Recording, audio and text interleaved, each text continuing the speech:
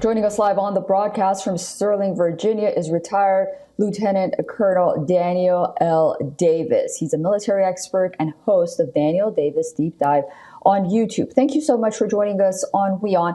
Trump says that he's angry with Vladimir Putin and announces new weapons for Ukraine. So is this so-called Trump-Putin bromance that people talk about, is it over now? Have a fresh start. Job.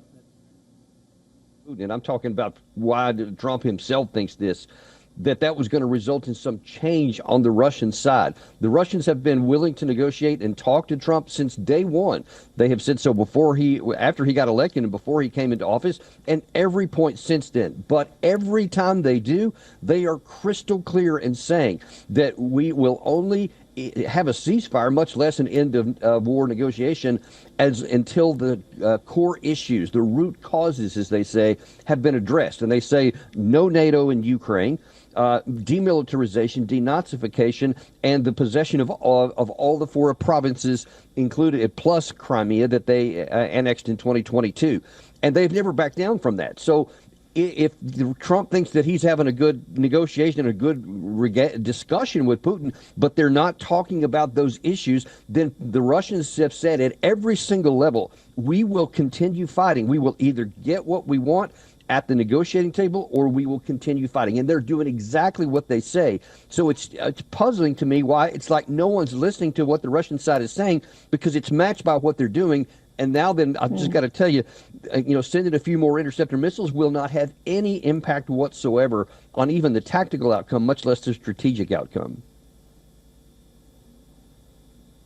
And we see President Trump really recalibrating his response when it comes to his talks with the Russian president. He's now openly saying that his discussions aren't leading to peace. So where do we go from here?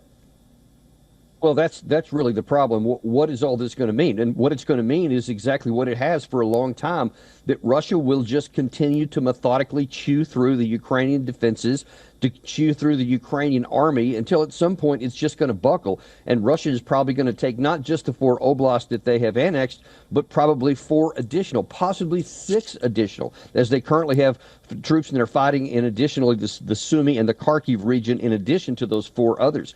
That's what's really at stake here, and why I am so adamant that the West, and certainly the United States leading, should do everything they can to reach negotiated settlement now, while it's only 4 provinces. Because if we continue on, whether we give more interceptor missiles or not, the likelihood, almost the certainty, is that Russia will continue until they have claimed everything, probably up to the Dnieper River, that they want.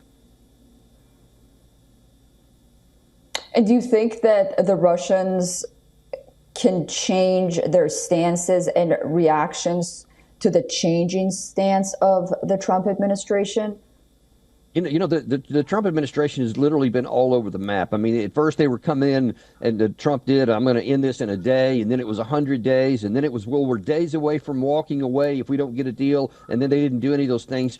3 times they have paused ammunition, weapons, or intelligence, and then 3 times they have gone back. So it appears to me that the Russians aren't listening or paying any attention to anything the West does, because the West doesn't seem to know what it wants to do, but the Russians do. So I think that they're just going to listen. They'll probably still be polite and have conversations, but at the end of the day, they're going to keep on with their military operations. And we've seen a continual rise from the beginning, from about March of this year, where both on the ground and the air, the Russians have continued to ramp up their operations and increase the pressure on the Ukraine side. And I don't see any end to that in sight.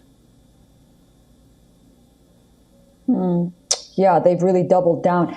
Thank you so much, retired Lieutenant Colonel Daniel Davis. It's always a pleasure speaking to you, sir. Thanks for joining us. Thank you a lot.